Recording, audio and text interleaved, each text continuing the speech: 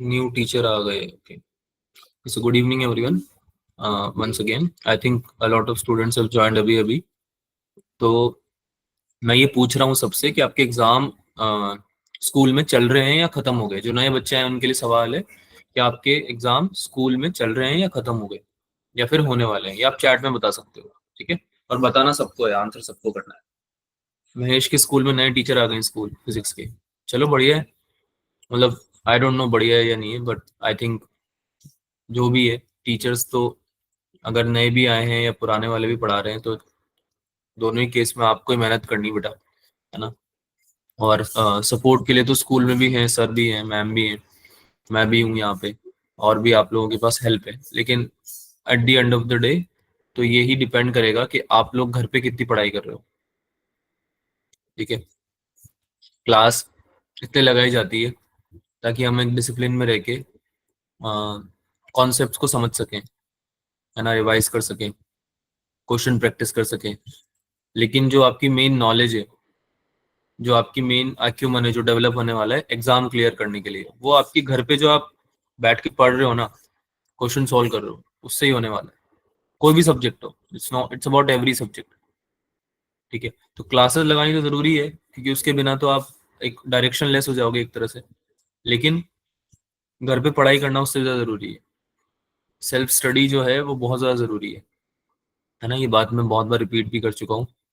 अभी इसलिए कर रहा हूँ क्योंकि एंड टाइम आने वाला है ना. We are in the end game now. मतलब not exactly but we have started being in there. और आप लोगों को ये बात समझ में आनी चाहिए कि जितना भी टाइम अब आप यूटिलाइज करोगे वो आपके सक्सेस या आपकी जो भी सिलेक्शन है उसके पास लेके जाएगा आपको. ठीक है. और घर पे क्वेश्चन करना बंद नहीं होना चाहिए. ये मैं इसलिए बोल रहा हूँ क्योंकि मुझे पता है आप लोगों के से कई बच्चों के मिड टर्म्स चल रहे हैं और कई बच्चों के चलने वाले हैं. ठीक है. तो आप लोगों का कोई भी एग्जाम होता है, अगर आप 2-5 क्वेश्चन भी रोज प्रैक्टिस करते हो, जो कि आप कर सकते हो, हाफ एन आवर आप निकाल सकते हो एक सब्जेक्ट के लिए, है ना. खासकर उन सब्जेक्ट्स के लिए जिसमें कि क्वेश्चन प्रैक्टिस करनी पड़ती है, उनको अगर आपने छोड़ दिया ना बेटा, मैंने पहले भी बताई एक बात, discontinuity is the biggest problem. Indiscipline is the biggest problem. अगर आपने डिसकंटिन्यूस कर दिया आपका ये question solving, the preparation because of the exam, तो ये आपको बहुत ज्यादा दिक्कत करेगा बाद में फिर से मोमेंटम गेन करने में, है ना. तो क्वेश्चन सॉल्व करना बंद मत करना. जिनके एग्जाम चल रहे हैं, हाँ, कम कर सकते हो अकॉर्डिंगली, कोई इशू नहीं है ना. आई होप बात समझ में आ रही होगी. रही बात मेजर टेस्ट की, तो मुझे एक बार हैंड रेस करके बता दो कि कौन नहीं दे पाएगा. कल नहीं, परसों मेजर टेस्ट है, आप लोगों का ही पता है ना सबको. Yes sir. सिक्स सिक्स तो संडे को जो मेजर टेस्ट होता है वो कौन नहीं दे पाएगा, वो एक बार हाथ ऊपर करके बता दो.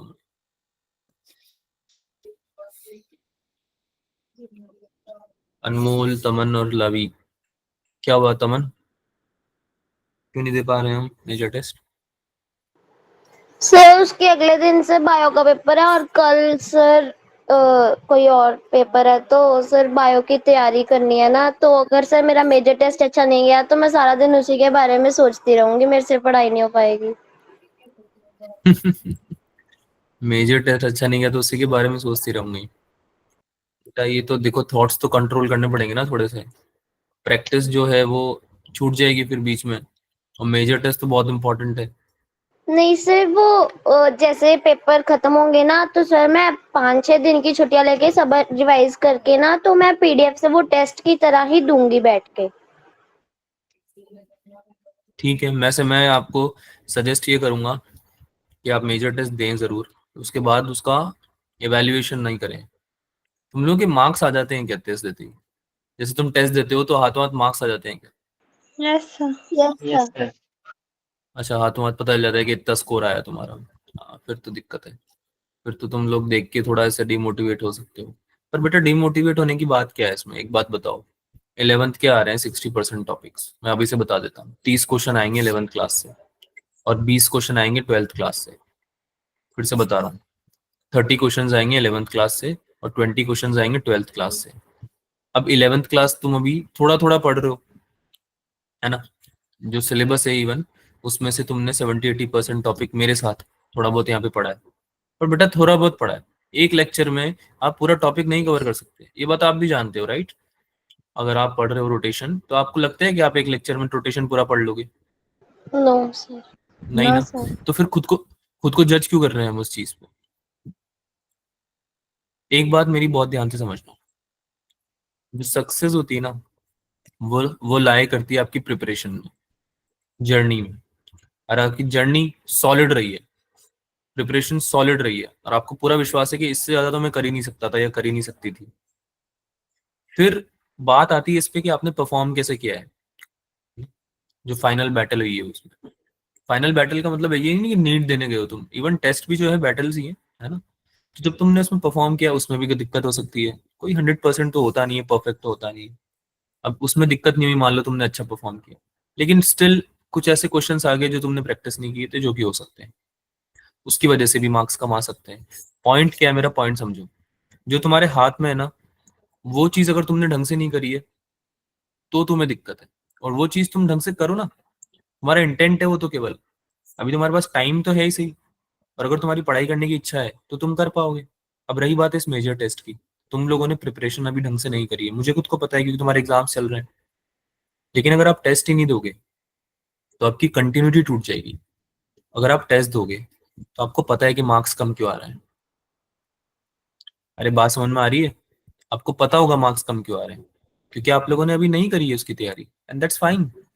हम आने वाले टेस्ट में करेंगे अच्छे से प्रिपरेशन, है ना। और फिर भी नहीं देना है किसी को तो दैट्स फाइन, मुझे कोई दिक्कत नहीं है। आप अपने स्कूल के एग्जाम दो अच्छे से, बाद में पीडीएफ से दे लेना, कोई दिक्कत नहीं है।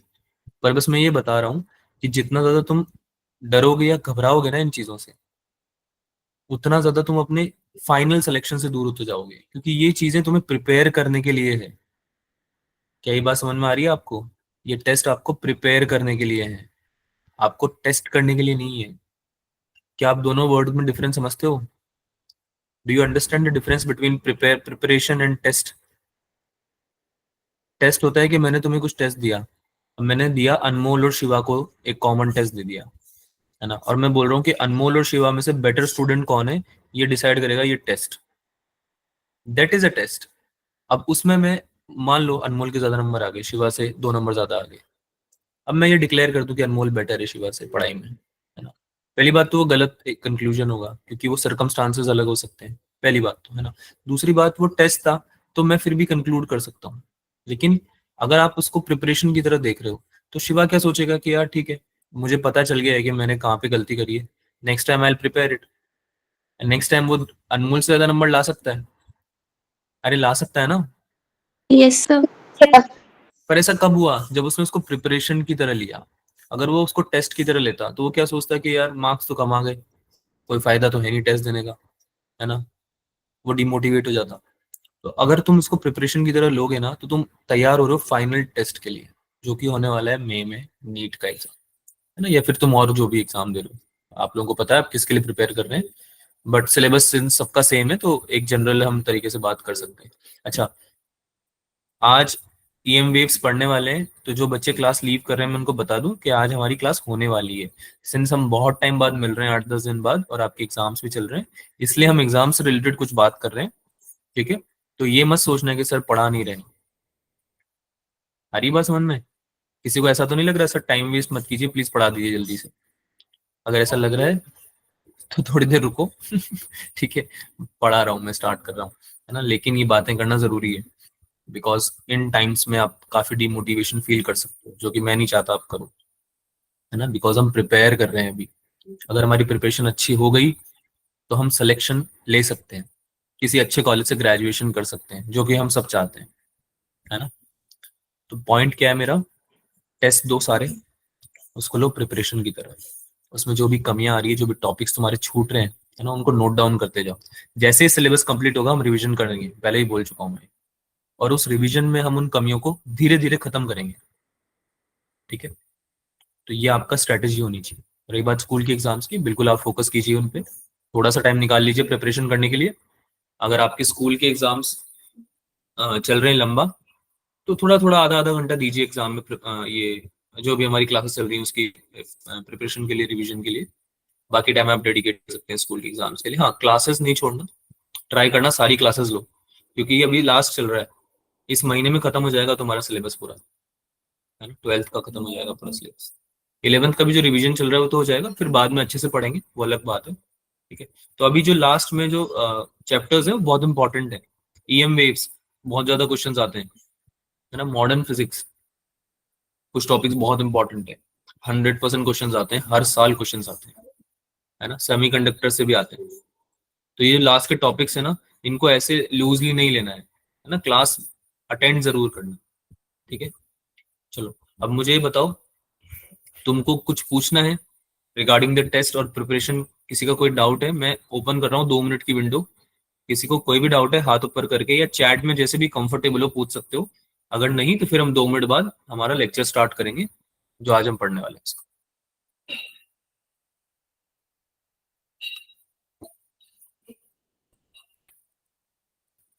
अगर मेरी आवाज आ रही है आप सबको, तो 2 से 3 मिनट में आपको दे रहा हूँ, ठीक है। ओपन है ये विंडो, विंडो का मतलब आपके पास टाइम है, 2-3 मिनट तक आप आराम से कुछ भी पूछ सकते हैं चैट में भी, प्रिपरेशन से रिलेटेड, टेस्ट से रिलेटेड, पढ़ाई से रिलेटेड, है ना।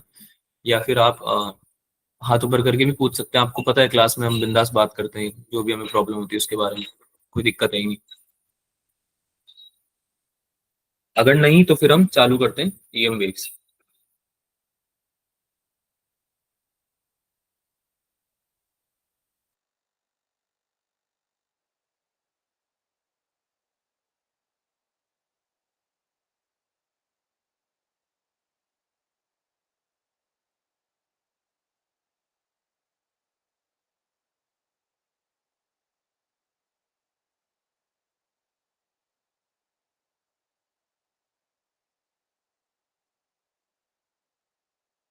सर मेरे पास पूरे सारे पीवाईक्यू का एक्सेस नहीं है, जो आप भेजते हो बस वही है। सारे पीवाईक्यू मतलब ये सारे सारे चैप्टर्स के, चैप्टर, यस सर। सारे चैप्टर्स के तुम लोगों को ऑलमोस्ट सारे भेज चुका हूँ वैसे मैं, काफी सारे चैप्टर्स तो हो चुके हैं ना। सर वो पीवाईक्यूज आपने डीपीपी भेजी थी, पीवाईक्यूज नहीं थे। पीवाईक्यूज नहीं थे, ओके। तो मेरे को तुम्हें ना अ, बता देना कौन से चाहिए तुम्हें, चैप्टर वाइज। ओके जो भी सर। चैप्टर, जो भी चैप्टर की प्रिपरेशन कर रहे हो ना, उसका पीवाईक्यू बता देना कि सर ये वाला चाहिए, मैं ये वाला शेयर कर दूँ, ठीक है। ओके सब पे, सब पे अप्लाई होता है ये, बाकी बच्चों को भी बोल रहा हूँ मैं, आप प्रैक्टिस करो तो सही। अभी अभी एक बात मेरे को पता चली, ये जो रिकॉर्डिंग्स होती हैं क्लास की, वो तुम लोग देखते ही नहीं हो, नहीं देखते ना। जो रिकॉर्डिंग होती है क्लास की, कितने बच्चों ने, कितने बच्चों ने रिकॉर्डिंग्स देखी है क्लास की? I am talking about 11th specifically, 11th की खासकर। झूठ मत बोलो। अच्छा, कहाँ मिलती है रिकॉर्डिंग, बताना जरा। सर रिसोर्स सर शीट पे। डिस्क्रिप्शन में सर। हाँ, सर रिसोर्स ग्रुप के डिस्क्रिप्शन में सर। ग्रुप, अच्छा ग्रुप के डिस्क्रिप्शन में, ठीक है। तो ये जो रिकॉर्डिंग है 11th क्लास की खासकर जो रिकॉर्डिंग है, ये तुम्हें पता है कि कौन सी वेबसाइट है जिसपे मिलती है? यूट्यूब पे, यूट्यूब पे होती है ना recording. Yes yes sir. Yes sir. हाँ, तो कौन सी वो है चैनल, कौन सी वेबसाइट है, बताना, नाम बताना। अवंती। कोहेरेंस में बोल तो दिया सबने, उन वीडियोस पे ना 4 या 5 व्यूज हैं तुम्हारी क्लास की वीडियोस पे। अब या तो 4-5 जो तुम बोल रहे हो वही देखते हैं, बाकी लोग देखते नहीं है ना। क्योंकि ऐसा तो हो नहीं सकता कि आप सब लोग देख रहे हो और व्यूज उसमें बढ़ नहीं रहे। अब मेरे को कोई व्यूज नहीं बढ़ाना, है ना। मैं यूट्यूब वाले वो फैकल्टी नहीं हूँ, मैं यूट्यूब पे जो पढ़ाते हैं, लाइक और सब्सक्राइब करने के लिए नहीं बोल रहा हूँ तुम्हें यहाँ पे ठीक है। मैं ये बोल रहा हूँ कि तुम लोगों के लिए जो वीडियो बनाई जा रही है वो तुम देख क्यों नहीं रहे हो? ऐसा तो हो नहीं सकता कि आप लोगों को डाउट नहीं आ रहा हो कोई रिवीजन के टाइम पे। तो जो रिकॉर्डिंग है वो इसलिए तो है बच्चा, ताकि हम एक बार फिर से विजिट करके एक बार रिवाइज कर लें। और मैं अभी की बात नहीं कर रहा हूँ, ये बात है बहुत पुरानी, यानी कि पिछले 4-5 महीनों से आप बहुत कम बच्चे हैं जो कि अपनी रिकॉर्डिंग्स का हेल्प ले रहे हैं। तो मैं एक बार फिर से रिमाइंड करा रहा हूँ, अवंती लाइव पे, यूट्यूब पे अवंती लाइव दिल्ली, है ना, उसमें वीडियोस अवेलेबल हैं। अब उसमें और भी टीचर्स की हैं और भी क्लासेस की हैं, आप अपने रेलेवेंट ढूंढ लेना। तुम इतने बड़े हो चुके हो, मुझे पता है तुम्हें सब ढूंढना आता है। गूगल पे सब ढूंढ लेते हो तुम, यूट्यूब पे सब ढूंढ लेते हो तुम, तो उस पे भी ढूंढ लोगे आराम से। तो तुम्हारी जो क्लासेस है रेलेवेंट क्लास, उसका वीडियो खोलो, है ना, हमने जो पढ़ा है उसको एक बार रिवाइज करो, ठीक है, ये सबके लिए करने की जरूरत नहीं है, पर जो आप रिवीजन कर रहे हो जिस चैप्टर का और उसमें डाउट आ रहा है उसमें आप हेल्प ले सकते हो। ठीक है, रही बात नोट्स की या फिर PYQs की या कोई और कंटेंट की, जिसको भी डाउट आ रहा है कि ये सर अवेलेबल नहीं है या ये मिल नहीं रहा है या इसमें दिक्कत आ रही है, तो मुझे कांटेक्ट करो ना, आई विल हेल्प यू, है ना। लेकिन कांटेक्ट करना पड़ेगा उसके लिए आपको, मुझे अपने आप पता नहीं चलेगा कि आपको किस में दिक्कत आ रही है। ठीक है, चलो भाई, बाकी बातें हम बाद में करेंगे सिंस अभी आप लोगों के एग्जाम्स भी चल रहे हैं, तो अभी थोड़ा हम शॉर्ट ही रखते हैं इस कॉन्वर्जेशन को, काफी देर हो गई है वैसे भी। So I am sharing my screen बच्चों, मुझे बताना कि आप लोगों को स्क्रीन विजिबल है या नहीं है। स्टार्ट करते हैं आज के चैप्टर।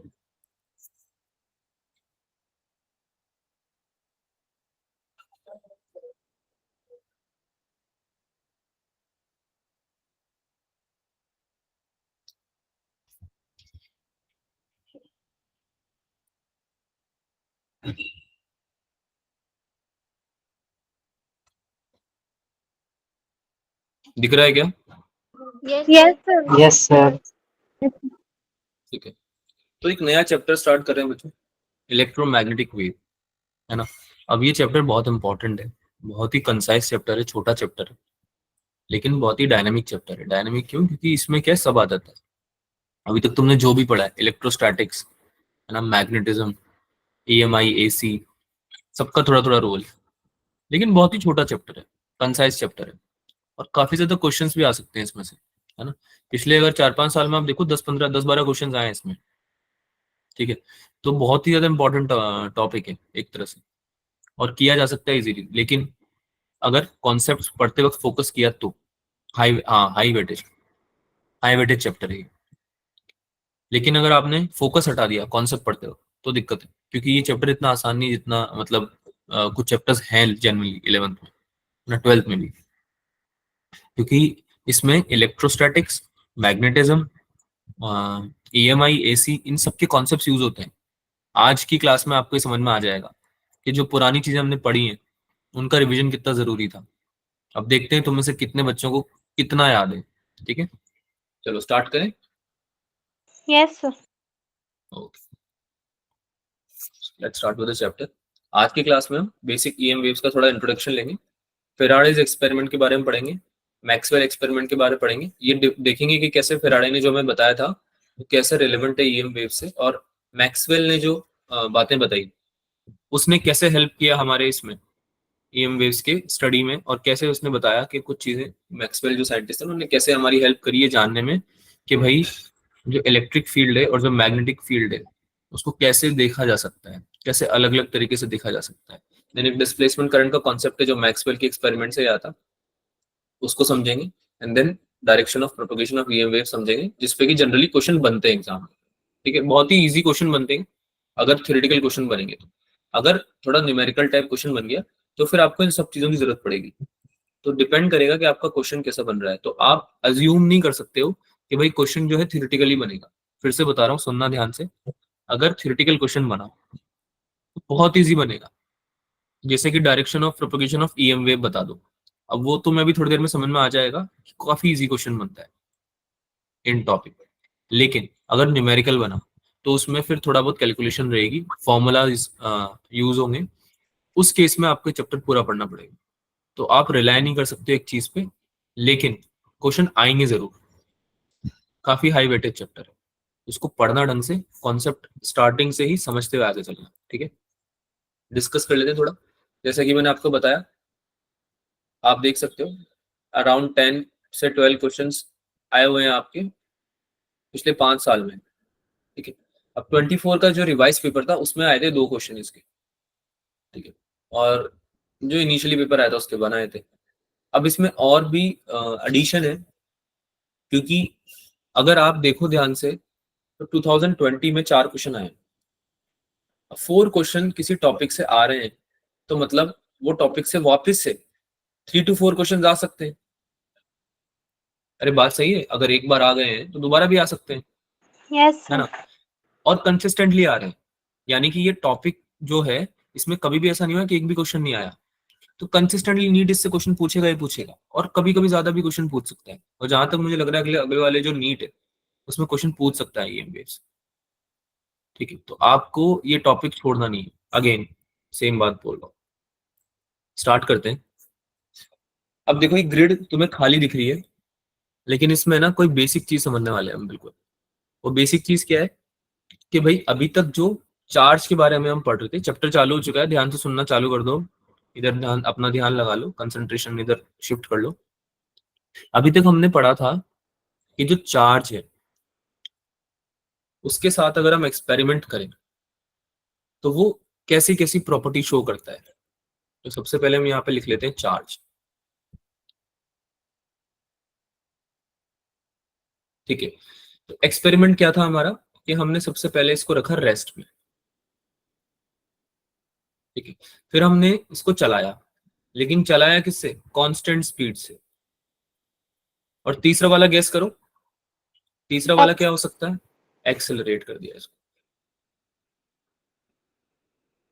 चार्ज को क्या कर दिया? एक्सेलरेट कर दिया, है ना। अब इसको हम क्या देख रहे हैं कि भाई चार्ज जो है वो कौन सी एट्रीब्यूट शो करता है। जैसे कि क्या शो कर सकता है ये? इलेक्ट्रिक फील्ड, मैग्नेटिक फील्ड, और एक नया चीज जो हम पढ़ने वाले हैं वो है ईएम वेव्स। तो क्या ये ईएम वेव्स रेडिएट कर सकता है, और कर सकता है तो कब कर सकता है, ये हम इस चैप्टर में समझेंगे। तो अब तुम लोग मुझे बताओगे, जब चार्ज रेस्ट पे होता है क्या वो इलेक्ट्रिक फील्ड प्रोड्यूस करता है? Yes sir. बिल्कुल करता है। क्या वो मैग्नेटिक फील्ड प्रोड्यूस करता है? No sir. No sir. Sure हो तुम लोग? Yes sir. बिल्कुल सही। जो रेस्ट पे चार्ज होता है वो मैग्नेटिक फील्ड प्रोड्यूस नहीं करता है। अगर वो मैग्नेटिक फील्ड प्रोड्यूस नहीं करता है तो वो ईएम वेव्स भी रेडिएट नहीं करता। अगर चार्ज को तुमने चला दिया, चार्ज बैठा हुआ था यहाँ पे, इसको एक स्पीड दे दी तुमने, वी वेलोसिटी दे दी, तो याद करो मैग्नेटिक फील्ड या मैग्नेटिक फोर्स जो था उसका फॉर्मूला क्या था? क्या वो क्यूवी भी था? QV yes cross sir. B, Yes, sir. है ना।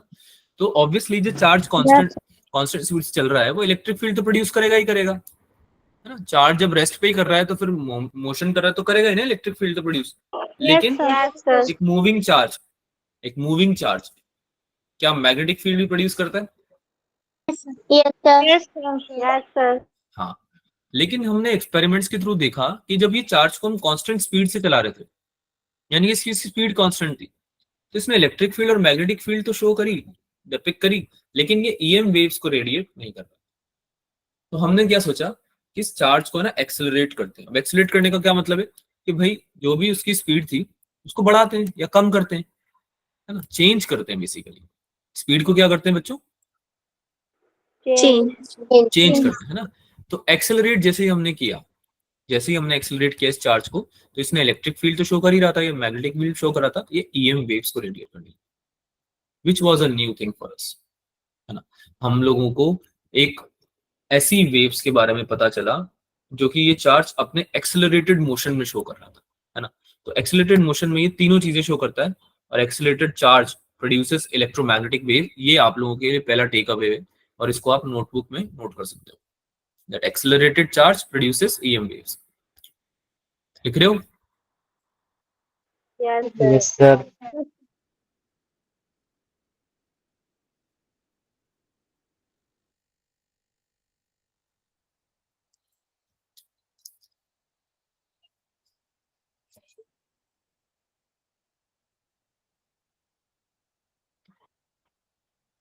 अब इसके और भी सोर्सेज होते हैं ईएम वेव्स के, केवल एक्सेलरेटेड चार्ज ही नहीं होता। एलसी ऑसिलेटर जो आपने पढ़ा होगा वो भी होता है। अगर कोई इलेक्ट्रॉन जो है डी एक्सेलरेट कर रहा है किसी एटम के अंदर तो भी ये ईएम वेव्स प्रोड्यूस करेगा, है ना। डी एक्साइटेशन ऑफ न्यूक्लियस के थ्रू भी आप ईएम वेव्स को प्रोड्यूस कर सकते हो, ठीक है। तो बहुत सारे तरीके हैं जो कि हम पढ़ेंगे धीरे धीरे, ठीक है। फिलहाल आपको ये समझने की जरूरत है कि जो एक्सेलरेटेड चार्ज होता है वो क्या करता है भाई, ईएम वेव्स को प्रोड्यूस करता है। लेकिन अब ये ईएम वेव्स होती क्या है, पहले ये तो बता दो सर कि ईएमवेव्स होती क्या है। आपने ये तो बता दिया कि कैसे आएगी, लेकिन होती क्या है तो बताओ। बिल्कुल बताएंगे। इलेक्ट्रोमैग्नेटिक रेडिएशंस, ये आपने पढ़ी हुई है कि इलेक्ट्रोमैग्नेटिक रेडिएशंस क्या होती हैं। अच्छा, इलेक्ट्रोमैग्नेटिक का मतलब क्या होगा? सर जिसमें इलेक्ट्रिक और मैग्नेटिक दोनों।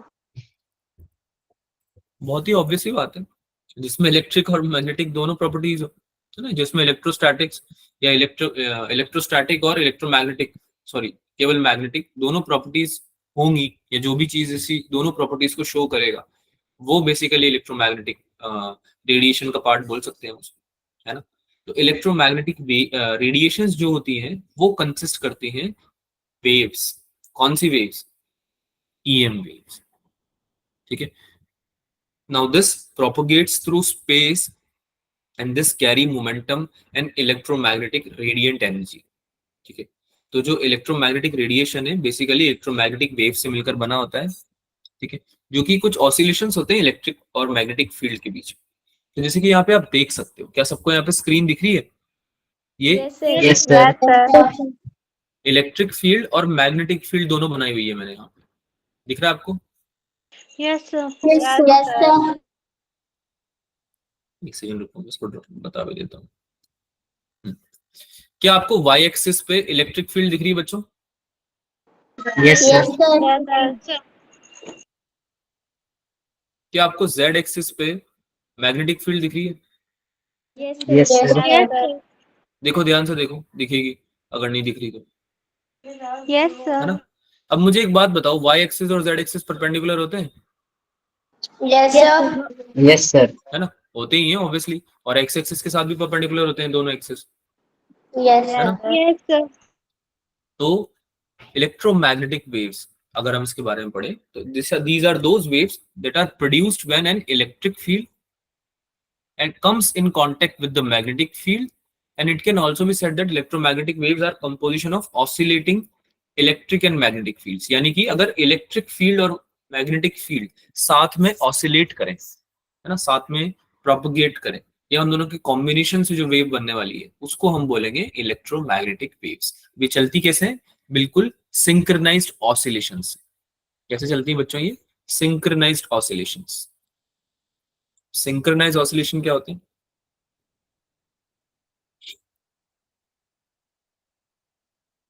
जो एक साथ प्रोपगेट करे, जो एक साथ चलते हैं, है ना। जैसे कि इलेक्ट्रिक फील्ड है, ध्यान से देखना, इलेक्ट्रिक फील्ड यहां से स्टार्ट हुई, ये सपोज करो ओरिजिन था, अब इलेक्ट्रिक फील्ड ऊपर जा रही है, ऐसे ऐसे जा रही है वाई एक्सिस में, yes, Yes, ऐसे ऐसे जा रही है ना, आगे चल रही है ऐसे ऐसे, ऊपर नीचे जा रही है वाई एक्सिस में। और मैग्नेटिक फील्ड कैसे जा रही है? ऐसे ऐसे जेड एक्सिस में, yes, है ना। sir. Yes, sir. तो ये दोनों सिंक में जाते हैं बच्चा, ऐसे जाते हैं। ये इलेक्ट्रिक फील्ड ऊपर गई, और जैसे ही ऊपर जाएगी आपकी मैग्नेटिक फील्ड जेड एक्सिस पर ट्रैवल करेगी, ऐसे ऐसे। क्या आप देख पा रहे हो कैमरे में? yes, sir. Yes, sir.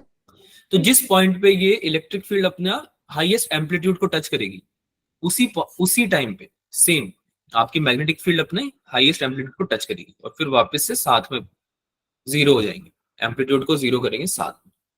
क्या ये बात समझ में आ रही सबको? Yes, sir. है ना। तो इसको बोलेंगे हम सिंक्रोनाइज्ड ऑसिलेशन, है ना। जिस पॉइंट पे इसने अपने पीक वैल्यू को टच किया, जिस टाइम पे, उसी टाइम पे आपकी मैग्नेटिक फील्ड ने भी क्या किया? अपने पीक वैल्यू को टच किया। क्या आप देख पा रहे हो इस चीज को? Yes, sir. Yes, sir. है ना। अब अगर इलेक्ट्रिक फील्ड और मैग्नेटिक फील्ड दोनों का कॉम्बिनेशन साथ में ऑसिलेट कर रहे हैं, लेकिन अगर ये साथ में चलने लगे आगे, है ना, जैसे कि ये ऐसे कर रहे थे अपनी जगह पे ऑसिलेट, ऐसे वेव्स ऑसिलेट कर रही, लेकिन अब ये साथ में आगे चलने भी लगी। क्या आपको दिख रहा है ये चीज? यहाँ पे मैग्नेटिक फील्ड, यहाँ पे इलेक्ट्रिक फील्ड, दोनों आगे साथ में एक साथ चलने लगी। तो ये जो कंबाइंड सिंक्रोनाइज ऑसिलेशन है, इसको हम बोलेंगे इलेक्ट्रोमैग्नेटिक वेव। तो अगर मैं बोलूं कि वाई पे आपकी चल रही थी इलेक्ट्रिक फील्ड और जेड पे आपकी चल रही थी मैग्नेटिक फील्ड, तो क्या मेरा एक्स पे इलेक्ट्रोमैग्नेटिक वेव ऑसिलेट करेगा? Yes, sir. Yes, sir. Yes, है sir. ना। और इसको हम कैसे निकालेंगे? ई क्रॉस बी से। अरे क्रॉस प्रोडक्ट ही तो है उसका, वो Yes, sir. Yes, sir. दोनों के परपेंडिकुलर ही तो आएगा एक्स। एक्स क्या होता है? वाई और जेड का क्रॉस, है ना। वैसे ही जैसे कि वाई क्या होता है? जेड और एक्स का क्रॉस, और जेड क्या होता है? एक्स और वाई का क्रॉस। पता है ना ये बात तो सबको? Yes, sir. Yes, sir. X axis और वाई एक्सिस का क्रॉस प्रोडक्ट लेते हो तो राइट हैंड थंब रूल से जेड एक्सिस पे आता है ना, Yes, जेड sir. एक्सिस पे आता है ना, Yes. ठीक है। तो ईएम वेव्स जो है बेसिकली इलेक्ट्रिक फील्ड और मैग्नेटिक फील्ड का कॉम्पोजिशन है, ऑल्सो अगर आपसे कोई पूछे कि इलेक्ट्रोमैग्नेटिक वेव्स को कैसे मतलब ऑब्टेन करोगे आप, तो आप बोलोगे कि आप इसको ऑब्टेन कर सकते हो मैक्सवेल की इक्वेशन से. So EM waves basically they are the solutions of Maxwell's equations. Maxwell की इक्वेशन पढ़ेंगे, बहुत टाइम है अभी तो, है ना. Which are the fundamental equations of electrodynamics. अभी बहुत इंपॉर्टेंट बात है. मैक्सवेल ने इलेक्ट्रोडायनेमिक्स के सारे कॉन्सेप्ट हिला के रख देते मतलब काफी मॉडिफाइड तरीके से बताए थे, है ना. काफी ऐसी चीजें बताई उन्होंने जो कि इलेक्ट्रोडायनेमिक्स की फाउंडेशन का काम करती है. तो जो फंडामेंटल इक्वेशंस हैं इलेक्ट्रोडायनेमिक्स का मतलब तो समझते हो ना बच्चों, यस सर. पक्का. No sir. बेटा तो पूछा करो ना, ये तो बिल्कुल बेसिक चीज है. अगर ये भी नहीं पूछोगे भी नहीं तो कैसे पता चलेगा. हम्म? तो इलेक्ट्रोमैग्नेटिज्म क्या होता है पहले तो ये बताओ. जिसमें इलेक्ट्रिकल मैग्नेटिक फील्ड दोनों हो. हाँ, तो इलेक्ट्रोडायनेमिक्स भी वही है बेटा. जो क्लासिक इलेक्ट्रोडायनेमिक्स है ना, वो क्या है, वो ब्रांच है आपकी फिजिक्स की जिसमें कि आप क्या पढ़ते हो, चार्ज का इंटरेक्शन पढ़ते हो करंट के साथ में. ठीक है, चार्ज और करंट का आप क्या पढ़ते हो, इंटरेक्शन पढ़ते हो. अब जब चार्ज और करंट इंटरेक्ट करते हैं, चार्ज से करंट बनता है, आप अभी तक ये पढ़ते हुए आए हो. लेकिन अगर आप चार्ज का मोशन स्टडी करने लग जाओ तो क्या वो इलेक्ट्रोडायनेमिक्स हो जाएगा. हाँ, क्योंकि मैग्नेटिक फील्ड प्रोड्यूस ही कब होती है, जब चार्ज मोशन करने लगता है. अरे यार, इलेक्ट्रोस्टैटिक्स का मतलब क्या था, इलेक्ट्रोस्टैटिक्स का मतलब क्या था कि इलेक्ट्रॉन की बात हो रही है, चार्ज की बात हो रही है, और स्टैटिक मतलब रेस्ट होता है ना. तो जब चार्ज रेस्ट पे था तो वो सारी कहानी, उस पे कितना फोर्स लग रहा है, क्या वो फील्ड प्रोड्यूस कर रहा है ना, ये सब चीजें हमने किस में पढ़ी, इलेक्ट्रोस्टैटिक्स में पढ़ी, राइट. यस फिर अगले चैप्टर में हमने क्या किया, चार्ज को मूव करा दिया. चार्ज को बोला चलो मूव करो, बहुत देर होगी, बहुत बैठ लिए तुम चुपचाप, अब थोड़ा मूवमेंट करो. जैसे ही उसको मूव कराया, हमने क्या बोला कि भाई चार्ज जब मूव कर रहा है तो वो मैग्नेटिक फील्ड भी प्रोड्यूस कर रहा है. तो वो हो गया पार्ट इलेक्ट्रोडायनेमिक्स का. बात समझ में आई, यस सर. है Yes, ना. sir. और अब चैप्टर में इलेक्ट्रोमैग्नेटिक वेव्स, इसमें हम क्या कर रहे हैं, चार्ज को एक्सेलरेट कर रहे हैं, यानी चार्ज के मोशन को भी चेंज कर रहे हैं, है ना, टाइम के साथ में उसकी स्पीड को भी चेंज कर रहे हैं. बात समझ में आ रही है. Yes sir. Yes, sir. Yes, sir.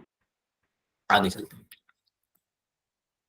अब सबसे पहले समझने के लिए कि भाई जरूरत क्यों पड़ी, इलेक्ट्रोमैग्नेटिक वेव पढ़ने की जरूरत क्यों पड़ी या कहाँ से आई है, हाँ, हमको ये समझना पड़ेगा कि जो फेराडे थे वो क्या बोल के गए, क्योंकि बहुत इंपॉर्टेंट है ये समझना कि फेराडे ने क्या बोला था, क्योंकि उससे हम रिलेट कर पाएंगे कि हमें जरूरत क्यों पड़ी, है ना. और मैक्सवेल क्यों आए, मैक्सवेल की कहानी कहाँ से स्टार्ट हुई, तो उसके लिए सबसे पहले हमें समझना पड़ेगा कि फेराडे ने क्या बोला था. तो भाई क्या बोला था फेराडे ने, याद है किसी को. सर जब मैग्नेटिक फ्लक्स जो होगा वो एक कॉइल के साथ जो लिंक्ड होगा वो चेंज करेगा तो ईएमएफ इंड्यूस होगी उस सर्किट में. Very good. अब एग्जैक्टली ईएमएफ इंड्यूस के बारे में उन्होंने बात नहीं करी थी, लेकिन हमने कंक्लूड किया उससे, है ना. और बहुत ही बढ़िया, I appreciate you very very much तमन. बाकी बच्चों से भी मैं एक्सपेक्ट करता हूँ कि आप लोग पुराने कॉन्सेप्ट्स को, पुराना थोड़े बहुत फॉर्मुलेज को, कॉन्सेप्ट्स को याद रखेंगे. ये बेसिक चीजें हैं बच्चों, ये वो चीजें नहीं है कि मैं आपसे बहुत डीप में जाके सवाल पूछ रहा हूँ, है ना. ये बिल्कुल बेसिक चीजें हैं, तो ये चीजें आपको याद होनी चाहिए ना.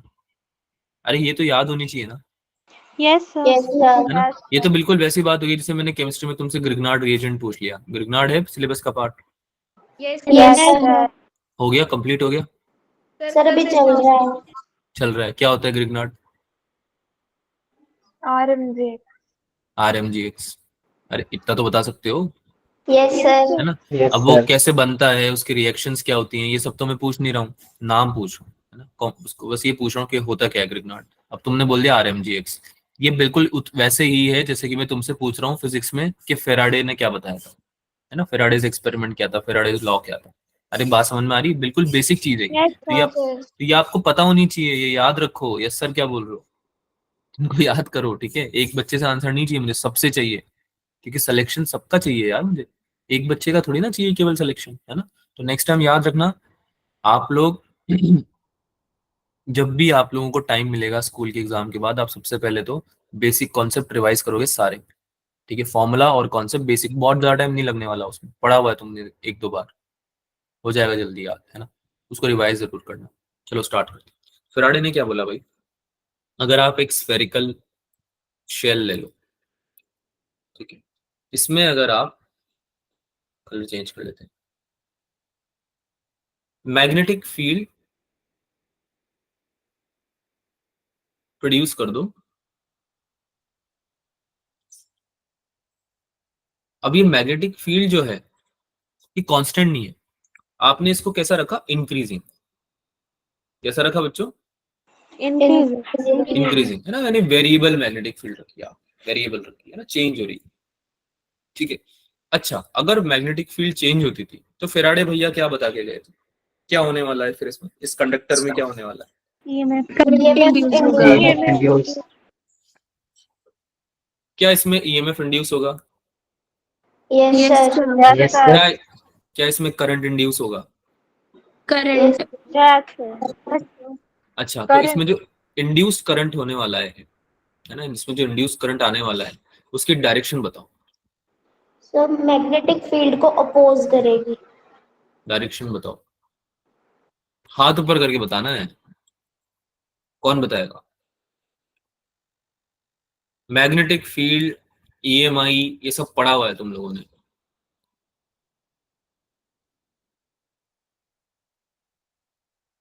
अक्षरा,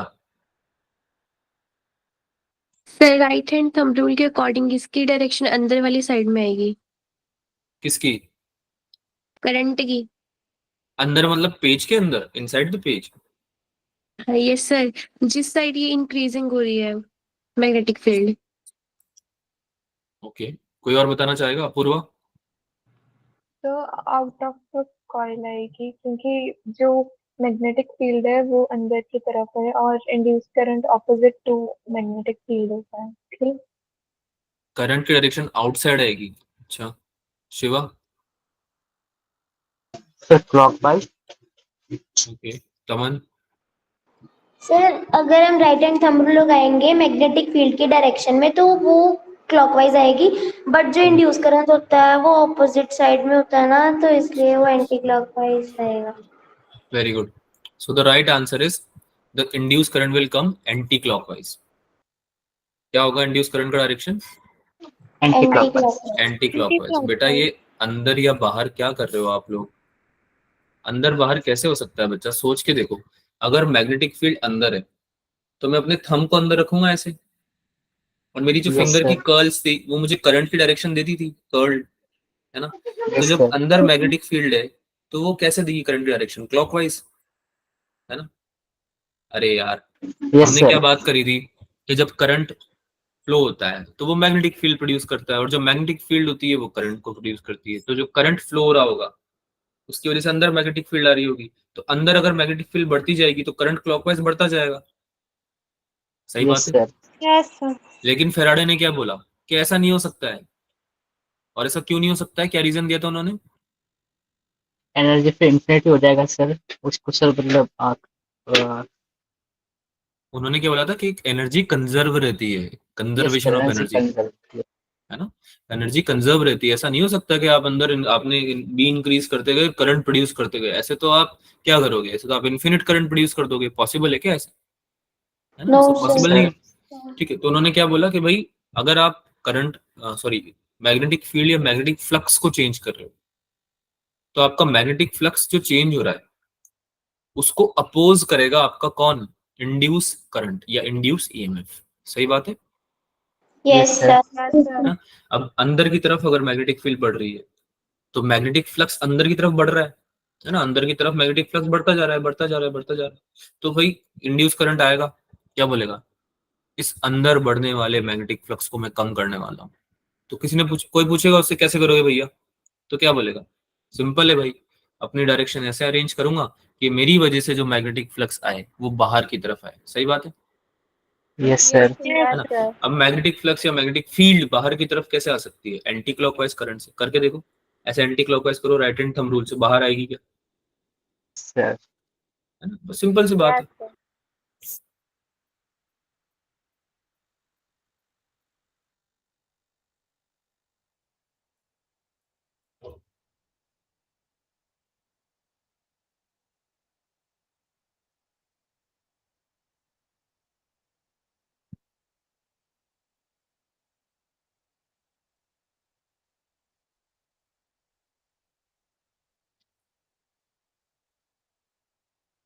कौन सी डायरेक्शन में?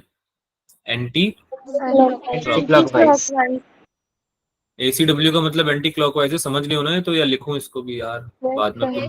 समझ गए sir.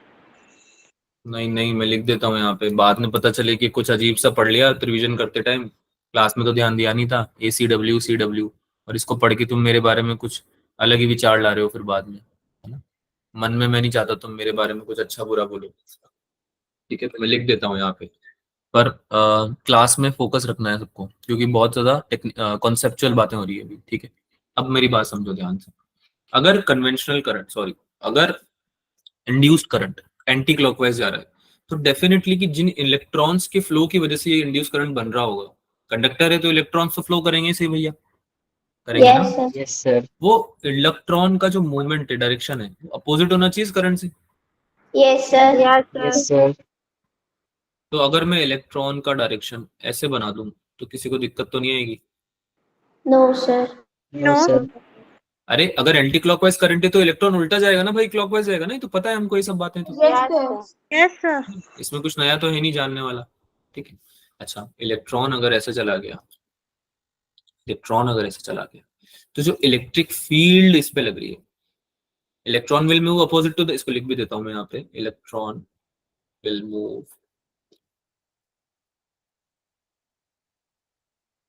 Opposite to the current, है ना, क्लॉकवाइज, राइट? अब एक बात बताओ, अगर इलेक्ट्रॉन रेस्ट पे था,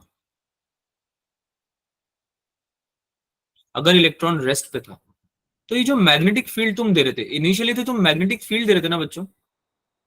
अरे तुमने कंडक्टर को इनिशियली तो मैग्नेटिक फील्ड दी थी, ऐसा थोड़ी तुमने बैटरी से कनेक्ट कर दिया उसको। अगर तुम बैटरी से कनेक्ट कर देते तो तुम उसमें चार्ज फ्लो करवा देते, तो तुम फिर उसमें करंट फ्लो करा देते। अरे बात समझ में आ रही है? बैटरी से कनेक्ट करते कंडक्टर को, पोटेंशियल डिफरेंस क्रिएट करते तो करंट फ्लो होने लगता, है ना? Yes sir. तुम्हारा ड्राइविंग फोर्स ही कुछ और हो जाता। लेकिन अभी तो तुमने बैटरी से कनेक्ट किया नहीं कंडक्टर को, तुमने तो केवल मैग्नेटिक फील्ड दी है, और मैग्नेटिक फील्ड को तुम बढ़ाते जा रहे हो। वेरिएबल मैग्नेटिक फील्ड देने की वजह से ये सारी कहानी हो रही है। तो मुझे अभी तक ये बताओ कि क्या मैग्नेटिक फील्ड एक रुके हुए इलेक्ट्रॉन को चला सकती है क्या? No sir. याद करो, जो मैग्नेटिक फोर्स होता था उसकी वैल्यू होती थी QVB, सही यस बात है? सर। Yes sir. अगर Q की जगह इलेक्ट्रॉन ले लो और V की जगह 0 रख दो, क्योंकि रुका हुआ है इलेक्ट्रॉन अभी, तो उसमें मैग्नेटिक फोर्स तो 0 आ रहा है ना? Yes Yes sir. sir. तो मैग्नेटिक फील्ड तो मूव नहीं करा सकती इलेक्ट्रॉन को। Magnetic field can not move the electron which is at rest, है ना? जो रेस्ट पे है उसको लिख भी देते हैं, दैट इज एट रेस्ट, ठीक है? अरे बात सही है? Yes sir. एफ भी होता है QV भी, तो पता है हम लोगों को, है ना? अच्छा, तो कुछ भी वेलोसिटी होनी चाहिए ना, मतलब उसकी कुछ स्पीड होती है ना, ये स्पीड वेलोसिटी कुछ तो होनी चाहिए। अगर वो रेस्ट पे तो कैसे करेगा भाई? मैग्नेटिक फील्ड तो नहीं चला पाएगी उसको, इलेक्ट्रॉन को। तो फिर कौन चला रहा है? तो फिर कौन चला रहा है बच्चे? Electric field. याद करो, कंडक्टर की बात कर रहे थे, रॉड लिया था एग्जाम्पल, ऐसे एक रॉड लिया था एग्जाम्पल, याद करो। और जब इसको मूव करा रहे थे, इसमें जब चेंज करा रहे थे फ्लक्स को, तो याद करो कि इलेक्ट्रिक फील्ड जनरेट हो रही थी कि इसमें चार्ज के एक्यूमुलेशन की वजह से एक तरफ चार्ज एक्यूमुलेट हो जाते थे, याद करो ऐसे, और Yes electric sir. Field generate हो जाती थी इसकी वजह से, है ना? तो तुम्हें नहीं लगता कि ये इलेक्ट्रिक फील्ड रिस्पॉन्सिबल है इलेक्ट्रॉन के मूवमेंट में, यहाँ पे भी, यस Yes sir. है ना? हाँ, तो क्योंकि मैग्नेटिक फील्ड तो करा नहीं रही है, तो कौन कराएगा भाई मूव? कोई तो कराएगा। तो कौन, वो कौन होगा? वो होगा इलेक्ट्रिक फील्ड, ठीक है? इलेक्ट्रिक तो मैग्नेटिक फील्ड नहीं करा रही है यहाँ पे इसको मूव, यहाँ पे जो करा रही है वो है इलेक्ट्रिक फील्ड। इसको लिख लेते हैं यहाँ पे एक बार,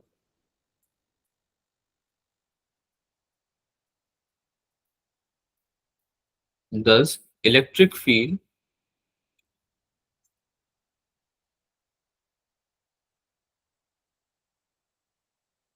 has to move the electron, ठीक है? अच्छा, इलेक्ट्रिक फील्ड इलेक्ट्रॉन पे कहाँ लगती है भाई? अपोजिट लगती है क्या? Opposite to the direction of electron. अरे यार ये तो इलेक्ट्रोस्टैटिक्स में पढ़ा हुआ है तुमने, यस अब ये मना मत करना। इलेक्ट्रॉन की डायरेक्शन की अपोजिट लगती है ना बेटा इलेक्ट्रिक फील्ड तो, यस सर। सर। है ना। तो ये इलेक्ट्रिक फील्ड का डायरेक्शन क्या हो जाएगा, जैसे इलेक्ट्रॉन इधर जा रहा है तो ये इलेक्ट्रिक फील्ड का डायरेक्शन ऐसे हो जाएगा। इसको मैं कलर चेंज कर देता हूँ। ये हो गया इलेक्ट्रिक फील्ड का डायरेक्शन, ये हो गया इलेक्ट्रिक फील्ड का डायरेक्शन, ये हो गया इलेक्ट्रिक फील्ड का डायरेक्शन, ये हो गया इलेक्ट्रिक फील्ड का। तो देखो ध्यान से, सर्कुलर मोशन कर रहा है क्या ये भी एक तरह से इलेक्ट्रिक फील्ड, मतलब ऐसे circular motion is the wrong word to use, circle में चल रहा है क्या एक तरह से। Yes sir. Yes sir. ध्यान से देखोगे तो पूरे सर्कुलर में ऐसे बना, हर पॉइंट पे टेंजेंट बन रही है, तो एक तरह से सर्कल बना रहा है इलेक्ट्रिक फील्ड भी, है ना, अपोजिट टू द डायरेक्शन। यहां तक क्लियर हुआ। Yes sir. तो यानी कि मैग्नेटिक फील्ड जब हमने चेंज करी, मैग्नेटिक फील्ड जब हमने चेंज करी,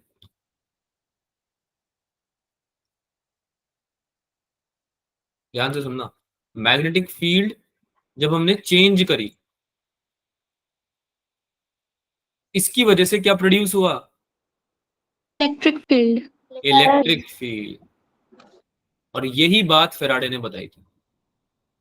इंटरप्रेट हमने अपने मर्जी के हिसाब से कुछ कर लिया, अपने सहूलियत के हिसाब से हमने इंड्यूस ईएमएफ की बातें कर ली, जो कि गलत नहीं है, बिल्कुल सही बात है।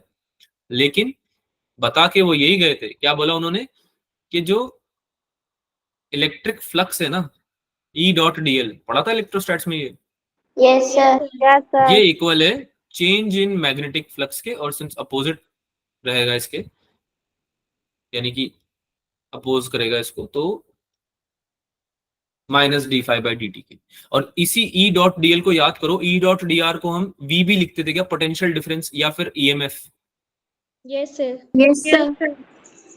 अब बताओ, ये फेराडे में नहीं पढ़ा था हमने, अरे यही तो पढ़ा था, induce EMF is the rate of change of flux, negative rate of change of flux, yes magnetic sir. Flux, magnetic flux basically. ठीक है, तो अभी तक हमने क्या समझा, जो फेराडे ने हमें समझाया कि भाई अगर मैग्नेटिक फील्ड में चेंज लाओगे तो इलेक्ट्रिक फील्ड प्रोड्यूस हो सकती है, आसान में ही। अगर Yes, मैग्नेटिक फील्ड में चेंज Yes, लाओगे तो इलेक्ट्रिक फील्ड प्रोड्यूस हो सकती है। सवाल क्या पैदा होता है, सवाल ये होता है अराइज, क्या changing electric field magnetic field produce कर सकती है क्या, यानी कि क्या वाइस वर्सा भी ट्रू है। भाई मैग्नेटिक फील्ड तुमने चेंज करी तो तुम इलेक्ट्रिक फील्ड तो बना पा रहे हो, फेराडे ने भी बता दिया है तो, लेकिन क्या इलेक्ट्रिक फील्ड चेंज करके मैग्नेटिक फील्ड बनाई जा सकती है, बताओ यस बताओ। सर। अब तुम्हें पता तो नहीं है रीजन, लेकिन आंसर क्या है इसका, यस, है ना, बिल्कुल बनाई जा सकती है। और यहां पे हमारी हेल्प करेंगे मैक्सवेल सर। बहुत ही इंपॉर्टेंट टाइम चल रहा था फिजिक्स का, है ना, 1800s की कुछ बात होगी। ठीक है, तो एक बड़े साइंटिस्ट थे, नाम सुना होगा आपने, ampere. Yes sir. Yes sir. उन्होंने अपना लॉ दिया, एम्पियर सर्कुटल लॉ, पढ़ा है। Yes yes sir. तो उन्होंने बेसिकली यही बोला था कि यार जहाँ पे करंट फ्लो हो रहा है उसकी वजह से मैग्नेटिक फील्ड बन रही है, और वो मैग्नेटिक फ्लक्स जो है बेसिकली उसके बारे में मैं तुम्हें बता सकता हूँ। उन्होंने क्या बोला कि भाई जो मैग्नेटिक फ्लक्स है, एम्पियर सर्कुटल लॉ ने क्या बोला कि भाई cyclic integration of B dot dl अगर आप निकालोगे तो वो आएगा म्यू नॉट आई के बराबर, यानी कि जो किसी भी, ये बताया उन्होंने, अरे यही तो यस बताया था, सर। है ना, कि जो एनक्लोज्ड करंट है उसकी वजह से क्या होता है, ये मैग्नेटिक फील्ड प्रोड्यूस होती है, ये बताया था उन्होंने, मैग्नेटिज्म में पढ़ा था, है ना। लेकिन मैक्सवेल ने कुछ ऐसा बताया जो कि एम्पियर की सारी बातों पे सवाल उठा दिया उन्होंने, है ना। सारे जो जो भी इन्होंने जो चीजें दी थी उनके बारे में उन्होंने बोला कि भाई एम्पियर सर होंगे महान, मना नहीं कर रहे हम, लेकिन कुछ बातें जो नहीं बता पाए वो, है ना, और वो मैं तुम्हें बताऊंगा। तो उन्होंने क्या किया, ध्यान से सुनना, उन्होंने एक्सपेरिमेंट कंडक्ट किया, क्योंकि उनके दिमाग में आया ना ये कि भाई मैग्नेटिक फील्ड चेंज हो रही है तो इलेक्ट्रिक फील्ड बन रही है, लेकिन क्या इलेक्ट्रिक फील्ड में चेंज लाके मैग्नेटिक फील्ड बनाई जा सकती है। अरे यार साइंटिस्ट तो ऐसे ही होते हैं, दिमाग लगाते हैं तभी तो चीजें बनती है, तभी तो इन्वेंट होती है चीजें, डिस्कवरी होती है चीजों की, है ना। तो उन्होंने लगाया दिमाग, तो उन्होंने क्या किया, दो पैरेलल प्लेट कैपेसिटर लिए, एक पैरेलल प्लेट कैपेसिटर लिया, उसको कनेक्ट कर दिया सर्किट से, तो रीड्रॉ करते हैं।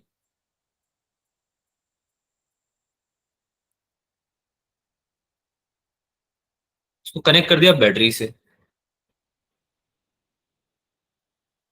ठीक है। अब इस पैरेलल प्लेट कैपेसिटर को जैसे ही उन्होंने सर्किट क्लोज किया, करंट फ्लो होना चालू हो जाएगा बच्चों। Yes sir. सही बात है, चार्जिंग होने लगेगी कैपेसिटर की, है ना। यहाँ से कुछ चार्ज निकलेगा, हर थोड़े टाइम में यहाँ से DQ चार्ज निकलने लगेगा, सही बात है, और यहाँ पे जाने लगेगा, यस सर। है ना। सिंस ये पॉजिटिव टर्मिनल है तो ये इलेक्ट्रॉन लेने लगेगा, यहाँ से इलेक्ट्रॉन लेने लगेगा ये, यस सर।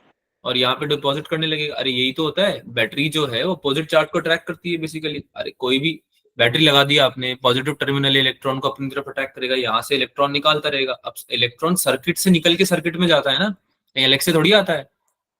बैटरी क्या करती है, अरे बैटरी या सेल का काम क्या होता है, पोटेंशियल डिफरेंस को क्रिएट करना। क्या ये बताया आपको सबको बात, यस सर। यस है ना। पोटेंशियल डिफरेंस को क्रिएट करने का वो काम होता है उसका, और कोई काम नहीं होता उसका। सर्किट से ही इलेक्ट्रॉन निकलता है, सर्किट में जाता है, ठीक है। लेकिन पोटेंशियल डिफरेंस की वजह से जा पाता है, क्योंकि वो फोर्स लग पाता है ना। पोटेंशियल डिफरेंस किसकी वजह से लगता है, फोर्स की वजह से तो लगता है, इलेक्ट्रोस्टैटिक फोर्स की वजह से, है ना। तो जो फोर्स है वो इलेक्ट्रॉन को निकालेगा, है ना, और चार्ज को फ्लो कराएगा। अब कैपेसिटर चार्ज हो रहा है, अब कैपेसिटर चार्ज हो रहा है तो करंट भी डेवलप होने लगेगा इसमें, सर्किट में, right. Yes sir.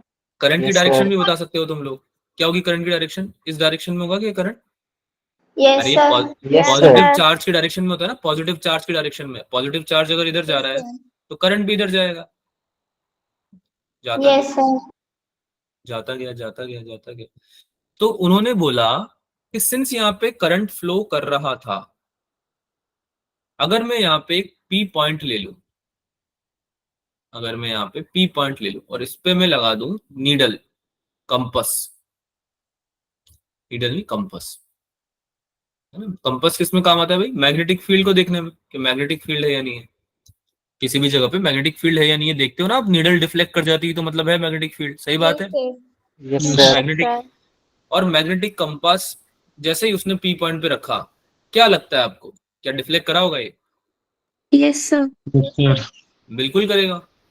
Current flow हो रहा है किसी करंट कैरिंग वायर में, तो उस जगह पे मैग्नेटिक फील्ड प्रोड्यूस नहीं होगी क्या, होगी, सही पढ़ा है हमने अभी तक, होगी। है ना।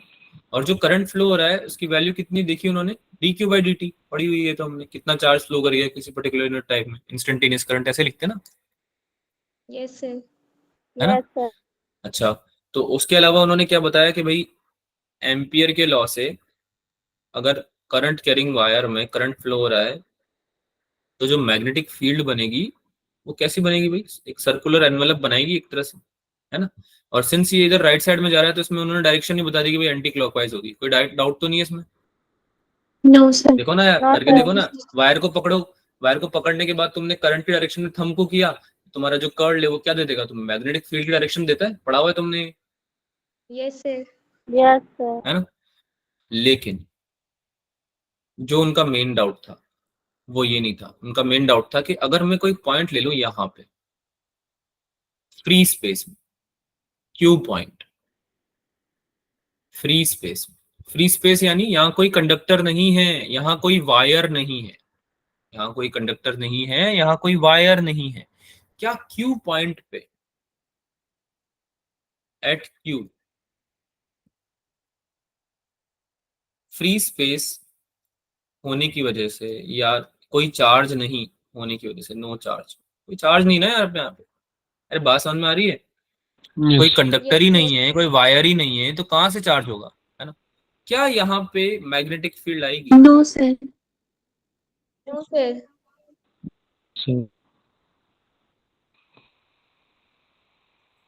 अरे मैग्नेटिक फील्ड यहाँ पे कितनी होनी चाहिए, 0 होनी चाहिए, Zero. According two ampere.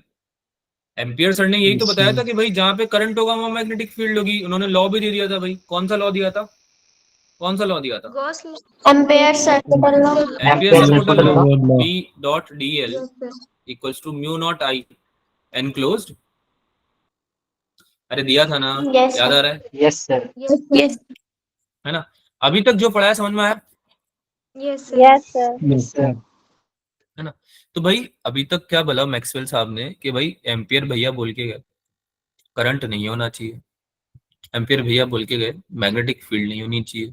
लेकिन एक बात बताओ, चेक करने में कि वहां पे मैग्नेटिक फील्ड है या नहीं है, एम्पियर की बात सुनने की जरूरत है क्या? किसी की भी बात सुनने की जरूरत है क्या? क्या करना है हमें? मैग्नेटिक कंपास रखना है उस जगह पे। अरे यार, पी पे कैसे चेक किया तुमने मैग्नेटिक फील्ड है या नहीं है? कंपास रख के किया ना। कंपास कंपास रख के। क्यू पे भी रख के देख लो, अगर होगी तो दिखा देगा, नहीं होगी तो नहीं दिखाएगा, सही बात है। लेकिन लेकिन उस टाइम पे किसी ने ऐसा सोचा भी नहीं कि एम्पियर जैसे बड़े महान साइंटिस्ट गलत बोल सकते हैं, तो किसी ने चेक ही नहीं किया। और किसी ने किया भी होगा तो उन्होंने सोचा नहीं होगा उस बारे में। लेकिन मैक्सवेल ऐसे थे जिन्होंने सोचा भी, चेक भी किया, और जब उनको पता चला तो उस पर एक्सपेरिमेंट करके रिजल्ट्स भी निकाले। अब तुम गैस कर सकते हो कि एम्पियर को क्या मिला होगा। क्या मिला होगा भाई क्यू पॉइंट पे चेक करने पे? डिफ्लेक्शन। डिफ्लेक्शन। डिफ्लेक्शन। क्या मिला उनको? डिफ्लेक्शन। डिफ्लेक्शन। और ये डिफ्लेक्शन जो था इसने हिला के रख दिया पूरे फिजिक्स के जो भी फ्रेटर्निटीज थे, है ना, पूरी दुनिया को। इनफैक्ट क्योंकि बहुत बड़ी बात थी ये कि मैक्सवेल ने पता किया कि भाई यहाँ पे डिफ्लेक्शन शो हो रहा है नीडल का, यानी कि यहाँ मैग्नेटिक फील्ड है, फ्री स्पेस में मैग्नेटिक फील्ड है। मैग्नेट, अब तो हमें बहुत कुछ पता चल गया है, अब तो 2024 चल रहा है, पर उस टाइम पे कितनी बड़ी बात होगी सोचो कि भाई फ्री स्पेस में मैग्नेटिक फील्ड है। तो घबरा गए, है ना। लेकिन मैक्सवेल को पूरा विश्वास था कि ऐसा क्यों हो रहा है, तो उनको एक्सपेरिमेंट करने थे, तो उनको पता थे, पर उन्होंने जाके बताया लोगों को, लोगों ने माना नहीं, है ना। मैक्सवेल ने रिड्यूस किया, Maxwell found out there was magnetic field present at point Q, है ना, या फिर फ्री स्पेस में जहां पे चार्ज नहीं था उस जगह पे। गए वो लोगों के पास, बोला उन्होंने कि भाई साहब यहाँ पे मैग्नेटिक फील्ड आ रही है। लोग बोलते हैं कि नहीं, गलत बोल रहे हो। बोले मैं गलत क्या बोल रहा हूँ, मैग्नेटिक फील्ड आप चेक कर लो, है ना। कंपास, ये रहा कंपास, ये रहा आपका सर्किट, चेक कर लो आप, फ्री स्पेस में पैरेलल प्लेट कैपेसिटर के बीच में मैग्नेटिक फील्ड आ रही नहीं आ रही। चेक करा लोगों ने, लोगों को मिल गई मैग्नेटिक फील्ड, लोग भी परेशान हो गए। लोग बोल रहे हैं कि इसका कुछ एक्सप्लेनेशन हो सकता है, कुछ और होगा। तो मैक्सवेल ने पूछा कि भाई क्या एक्सप्लेनेशन है, आप बता दो। कोई एक्सप्लेन ही नहीं कर पाया। क्या आप लोग कर पाते? क्या आप लोग कर पाते? बोले सर हम तो कहाँ से कर पाएंगे सर, अगर हम कर पाते तो सर नीट का एग्जाम थोड़ी दे रहे होते। तो हम साइंटिस्ट बन के सर थ्योरी बना रहे होते, नहीं नहीं, है ना। वो बोल रहा B dot D L equals not equals to mu naught I. बेटा ऐसे नहीं होता, एम्पियर ने कोई हवा में थोड़ी बोल दिया B dot D L equals to mu naught I. Ampere ने प्रूव किया छिपी था हुई बेटा, एम्पियर ने प्रूव किया था ये चीज कि जो करंट कैरिंग वायर है उसमें जो करंट फ्लो हो रहा है उसकी वजह से मैग्नेटिक फील्ड बनती है, और जो मैग्नेटिक फ्लक्स है वो कैसे दोगे आप, cyclic integration of B dot D L equals to mu naught I से प्रूव किया था उन्होंने ये चीज, है ना, कि एनक्लोज करंट जो होता है उसकी वजह से कितनी बन रही है वो मैग्नेटिक फ्लक्स प्रोड्यूस करता है, और कितना करता है वो उन्होंने दिया था। हाँ महेश बोलो। सर जो छिपी हुई मैग्नेटिक फील्ड होती है ना, उससे मतलब हम प्रूव कर सकते हैं। जैसे हमको दिखता नहीं है ना, जैसे जो दो चुंबक रखे, तो एक चुंबक इस साइड से लगा, एक चुंबक साइड से, तो वो जब आकर्षित होते तो हमको दिखते जो क्या है ना, इसलिए इसमें भी हम पता कर सकते थे। बेटा लेकिन मैग्नेट है ना वो तो मैग्नेट है। यहाँ पे एक बात बताओ, सिंपल सी बात पूछूंगा, करंट कैरिंग वायर है, वो मैग्नेटिक फील्ड प्रोड्यूस करता है। एक तो ये सोर्स तरीका हो गया तुम्हारे पास मैग्नेटिक फील्ड बनाने का। एक तुम सीधे चुंबक ले आओ, जैसे तुम बोल रहे हो मैग्नेट ले आओ, उससे तुम मैग्नेटिक फील्ड बना सकते हो। क्या करंट कैरिंग वायर और मैग्नेट दोनों सेम है क्या? नो। सोच के बताना। अगर मैग्नेट को तुम या इस कमरे में रख दोगे और तुम दूसरे कमरे में ले जाओगे, क्या दोनों केस में मैग्नेटिक फील्ड बनाएगी वो? हाँ बनाएगी, है ना। लेकिन करंट कैरिंग वायर में अगर मैं करंट फ्लो करना बंद कर दूं तो क्या तब भी वो मैग्नेटिक फील्ड प्रोड्यूस करेगा क्या? नो। नहीं करेगा। अरे नहीं करेगा ना बेटा, इसमें डाउट क्या है? नहीं करेगा ना। हमने यही पढ़ा है कि जब तक करंट फ्लो होता रहेगा तब तक मैग्नेटिक फील्ड बनती रहेगी। ऑयस्टेड ने भी यही बताया था हमें, ऑयस्टेड एक्सपेरिमेंट, है ना, कि जैसे ही वो उसने क्या बोला था, ऑयस्टेड ने क्या बोला था, याद करो 10th क्लास में पढ़ा था तुमने, कि जैसे ही मैंने स्विच बंद किया, करंट फ्लो कराना बंद किया, मैग्नेटिक फील्ड बंद हो गई, कंपास नीडल रिफ्लेक्शन शो ही नहीं कर रही, और जैसे स्विच चालू किया, जैसे करंट फ्लो होना चालू हुआ सर्किट में, वैसे मैग्नेटिक फील्ड प्रोड्यूस होने लगी, नीडल डिफ्लेक्ट होने लगी। तो ये जो दोनों कैपेसिटर हैं, इनके बीच में फ्री स्पेस है बेटा, यहाँ कंडक्टर ही नहीं है, यहाँ वायर ही नहीं है, तो यहाँ मैग्नेटिक फील्ड बन कैसे सकती है? यहाँ करंट ही फ्लो नहीं हो सकता तो मैग्नेटिक फील्ड कैसे बन जाएगी? बात समझ में आ रही? डाउट समझ में आ रहा यस सर। है ना? Yes sir. ये डाउट का आंसर दिया मैक्सवेल। कैसे दिया समझो। उन्होंने बोला कि जैसे जैसे इलेक्ट्रॉन, उन्होंने बोला बैटरी कनेक्ट करी, अब तुम लोग है ना सब हाँ बोलते जाना, क्योंकि ऐसा समझो कि मैक्सवेल आ गए हैं यहाँ पे तुमसे बात करने के लिए। अब वो बोल रहे हैं कि तुमने बैटरी कनेक्ट करी, तुमने बोला हाँ करी सर, है ना। फिर बोलते हैं यहाँ से इलेक्ट्रॉन आया, तुम क्या बोले? आया सर, यस सर। है ना, यस सर। बिल्कुल आया। अगर यहाँ से इलेक्ट्रॉन आएगा तो यहाँ पे प्लस चार्ज आने लगेगा, प्लस चार्ज इंड्यूस होने लगेगा, और यहाँ पे माइनस चार्ज डिपॉजिट होने लगेगा, है ना। जैसे जैसे ये, जब तक कि पूरा चार्ज नहीं हो जाता कैपेसिटर, तब तक तो इलेक्ट्रॉन मूव करता रहेगा ना बच्चों, इलेक्ट्रॉन Yes, जाते sir. रहेंगे ना। यस तो सर। यहाँ पे प्लस चार्ज बढ़ते रहेंगे ना, और यहाँ पे माइनस चार्ज बढ़ते रहेंगे। हमने क्या पढ़ा है कि अगर ऐसा होता है तो इलेक्ट्रिक फील्ड जनरेट होने लगती है क्या इन दोनों के बीच में, प्लस से माइनस के? Yes, sir. Yes sir. तो इलेक्ट्रिक फील्ड आ रही है दोनों पैरेलल प्लेट कैपेसिटर के बीच में, ये तो हम कैपेसिटर चैप्टर में भी पढ़ चुके थे, राइट? इसमें तो कोई डाउट नहीं है Yes, sir.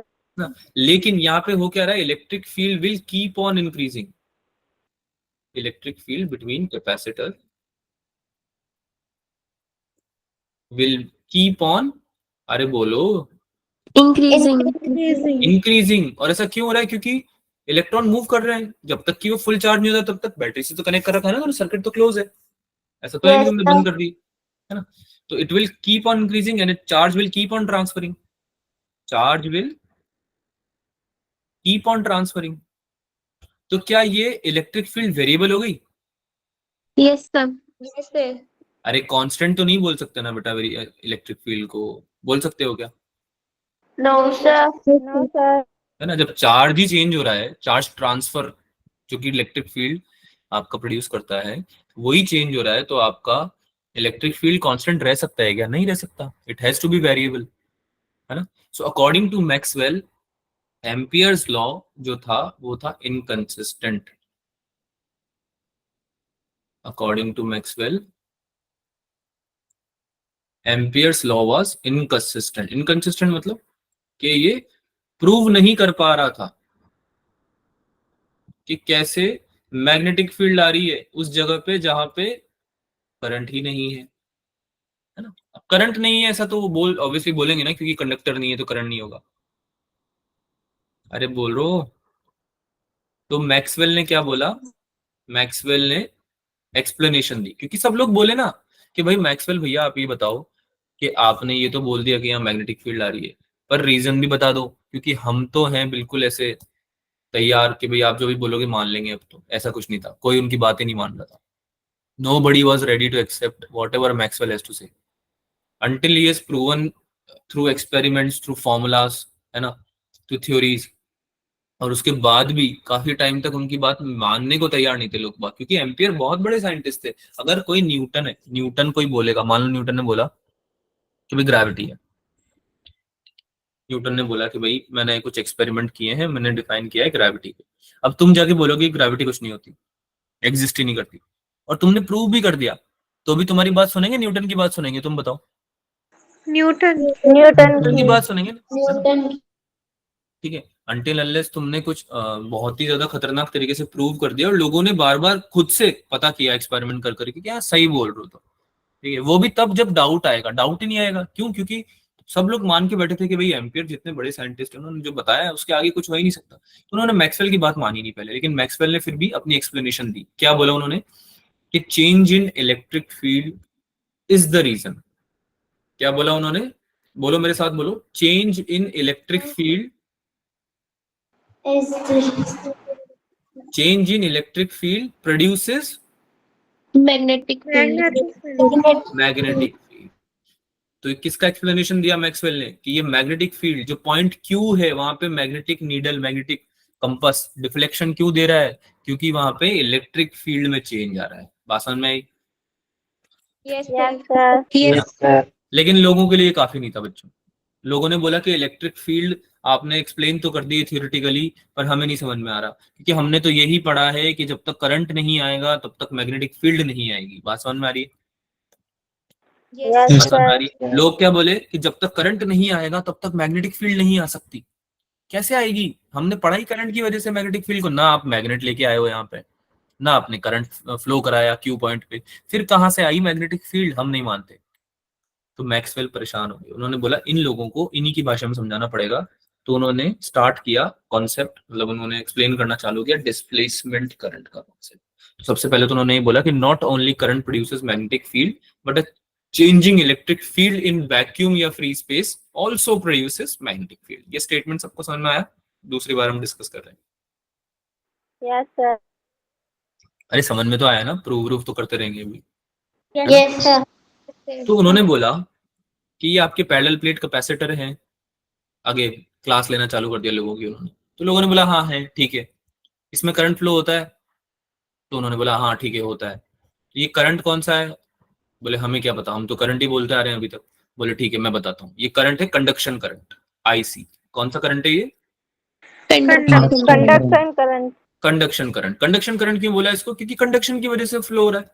अरे कंडक्शन होता है ना, वायर के थ्रू जो करंट फ्लो हो रहा है उसको कंडक्शन बोलते हैं। Yes, पता है sir. ना ये तो? पता है ना ये तो? Yes, sir. है ना? जिसको कि तुम dq बाय dt भी बोल देते हो, Yes, sir. है ना? तो ये उन्होंने बोला कि ये तो है भाई साहब आपका कंडक्शन करंट। और ये जो आपके प्लेट्स के बीच में जो मैग्नेटिक फील्ड प्रोड्यूस हो रही है ना, ये सिंस आप मान नहीं रहे हो मेरी बात को, तो मैं आपको बता देता हूँ कि ये भी एक करंट है जिसकी वजह से ये मैग्नेटिक फील्ड प्रोड्यूस होती है। और उसका नाम क्या है? उसका नाम है डिस्प्लेसमेंट करंट। कौन सा है ये?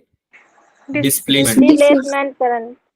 तो ये डिस्प्लेसमेंट करंट जो है, ये रीजन है आपका जिसकी वजह से आपकी यहाँ पे क्या हो रही है? मैग्नेटिक फील्ड प्रोड्यूस हो रही है, Magnetic field. है ना? तो इसके बारे में उन्होंने जब बताना चालू किया डिस्प्लेसमेंट करंट के बारे में, तो लोगों ने थोड़ा बहुत बोला कि हाँ ठीक है यार मान लेते हैं, इतना ज्यादा बता दिया है, इतना ज्यादा इन्होंने प्रूव ही कर दिया है बिल्कुल चीजों को, तो फिर क्या करेंगे, मानना पड़ेगा हम लोगों को, है ना? तो पढ़ते हैं इसके बारे में थोड़ा सा। एक सेकंड रुको, मेरी स्क्रीन हैंग कर गई है, एक लग रहा है मुझे।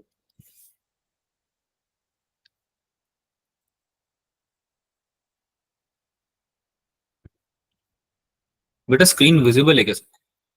Yes sir. Yes, Yes, sir. sir. Okay. तो मैक्सवेल ने क्या बोला भाई? Maxwell said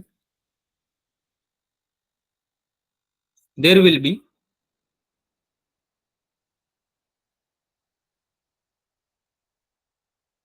ID displacement current, यानी कि करंट के डिस्प्लेसमेंट से बन रहा है ये। जो आईसी है ना कंडक्शन करंट, उसके डिस्प्लेसमेंट से बन रहा है ये। डिस्प्लेस करा ना आपने इसको, आईसी को आप कहां से, जैसे आईसी यहाँ चल रहा था वायर में, है ना? इसको आप डिस्प्लेस करके कहाँ ले गए? फ्री स्पेस में ले गए। अरे बात समझ में आ रही है? इसलिए इसको उन्होंने ये नाम दिया। नाम का रीजन बता रहा हूं मैं, और कुछ ऐसा कुछ खास नहीं है। In free space, free space में ये फ्लो हो रहा है, ठीक है? और ये बन क्यों रहा है?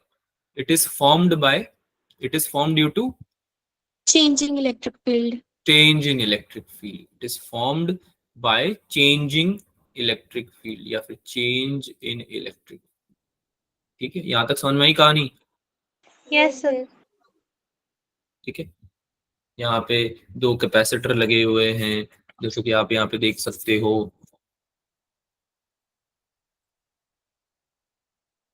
यहाँ बना सकते, ठीक है? और इनके बीच में चार्ज जो है वो धीरे धीरे चेंज हो रहा है ना? और इसकी वजह से इलेक्ट्रिक फील्ड डेवलप होने लगी है। और ये इलेक्ट्रिक फील्ड सिंस वेरिएबल है, इसकी वजह से क्या हो रहा है? करंट प्रोड्यूस हो रहा है, जिसको कि इन्होंने क्या बोला? Conduction current, sorry displacement current, ठीक है? बात समझ में आई? अच्छा, इन्होंने Yes, एक और sir. बात बोली, बचाएगा। इन्होंने एक और बात बोली, इन्होंने बोला कि जो आपका आईसी होगा वो आईडी के इक्वल होगा। ऐसा क्यों बोला उन्होंने? क्योंकि जो मैग्नेटिक फील्ड थी आपकी, मैग्नेटिक फील्ड थी आपकी, उसने उतना ही डिफ्लेक्शन शो किया पी पॉइंट पे। वो जो पी पे थी वो सेम थी मैग्नेटिक फील्ड जितनी आपकी क्यू पे थी, अरे बात समझ में आ रही है, जितना उसने डिफ्लेक्शन शो किया ना नीडल ने, कंपस ने पी पे, उतना ही उसने शो किया क्यू पे। तो मैग्नेटिक फील्ड दोनों पे सेम आ रही है, तो डेफिनेटली करंट जो फ्लो हो रहा है जिसकी वजह से वो मैग्नेटिक फील्ड बन रही है वो भी सेम होना चाहिए ना बच्चों। Yes sir. इसको हम फॉर्मुला वाइज भी प्रूव करेंगे, पहले आपके फॉर्मुला यहाँ पे नोट कर लो आप। तो जो डिस्प्लेसमेंट करंट था उसका उन्होंने फॉर्मुला दिया, उन्होंने बोला ये होता है आपका एप्सिलॉन नॉट, जानते हो एप्सिलॉन नॉट को? Yes sir. Epsilon not change in magnetic electric flux multiply by epsilon not. तो इलेक्ट्रिक फ्लक्स या इलेक्ट्रिक फील्ड में चेंज होने की वजह से ही तो आपका डिस्प्लेसमेंट करंट बन रहा है, राइट? तो उन्होंने इसको ऐसे डिफाइन किया, ठीक है, इसको नोट आप कर लीजिए, ये सबसे इंपॉर्टेंट फॉर्मूला है, डिस्प्लेसमेंट करंट का फॉर्मूला है ये।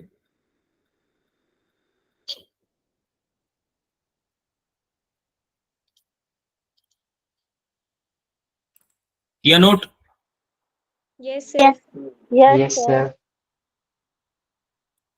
तो कुछ पूछना चाह रहा है क्या कोई? ठीक है, तो डिस्प्लेसमेंट करंट के रिलेटेड में जो भी है, रिगार्डिंग जो भी है बातें, वो हम कंटिन्यू करेंगे, है ना, अगली क्लास में। अभी सिंस ये आपको बीच में, अभी इसमें टाइम लगेगा बहुत ज्यादा, इसलिए मैं आपको यहीं पर ड्रॉप कर रहा हूँ, ठीक है। तो यहाँ से हम नेक्स्ट क्लास कंटिन्यू करेंगे, यहाँ से टू भी कंटिन्यू, ठीक है। जितना पढ़ा है वो आप पढ़ के आना, क्वेश्चंस इसके इसके करके आने की जरूरत नहीं, इसके केवल थ्योरी रिवाइज कर सकते हो आप। आज हमने बेसिक बेसिक समझा है थोड़ा मैक्सवेल वगैरह के बारे में, ईएम वेव्स में। अगली क्लास में हम इसको डिस्प्लेसमेंट करंट को कंप्लीट कर देंगे, ठीक है। और बाकी में नेक्स्ट क्लास में हम टेस्ट के लिए कुछ प्रैक्टिस भी करेंगे, टेस्ट की प्रैक्टिस करेंगे, क्वेश्चंस की, ये दो काम हम करेंगे। बात समझ में आई? होमवर्क क्या है? Yes sir. PYQ सॉल्व करके आओ, जितना भी टेस्ट का सिलेबस है उसका, जितना भी हो सकता है, मैं ये नहीं बोल रहा तुम कर दोगे एक दिन में पूरे, पर जितने भी हो सकते हैं PYQ सॉल्व करके आओ, कंबाइंड 11 12 दोनों, जितने भी चैप्टर आ रहे हैं सबका नाम पता है सबको? Yes sir. Yes sir. नाम पता है ना, पक्की बात? Yes sir. यस। ठीक है, तो नेक्स्ट क्लास में आपका क्या टास्क है कि आपको PYQs करके आने, उन टॉपिक्स का रिवीजन करके आना है, यहाँ लिख भी देता हूँ मैं। आपको एटलीस्ट फॉर्मूला रिवाइज होनी चाहिए, फॉर्मूला और कॉन्सेप्ट रिवाइज होने चाहिए आपको, जो टॉपिक्स आपके मेजर टेस्ट में आने वाले उनके क्लास में आने से पहले ये आपको रिवाइज होने चाहिए, ये सबसे मस्ट होमवर्क है, ये बेसिक है, ये सबसे, ये आपको बहुत बार मैं बोल चुका हूँ, आपको ऑलरेडी आना चाहिए, पर अगर नहीं किया है तो अभी करके आना, ठीक है। कोई डाउट है बच्चों किसी को?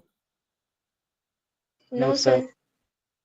Okay then that I will see you in the next class. अगर किसी को कोई डाउट है तो वो रुक सकता है, अगर आपको क्लास नहीं लेनी है किसी कारण की वजह से, कोई आपका एग्जाम है या कुछ भी, तो आप मुझे पर्सनली मैसेज जरूर करेंगे, ये बात सुन के जाओ, ठीक है। अगर किसी ने क्लास स्किप करी और मुझे बताया भी नहीं, then there is a problem, ठीक है। चलो, if you do not have any doubt you can leave the class, that's all for today. मिलते हैं अगली क्लास में, बाय बाय। बाय बच्चों।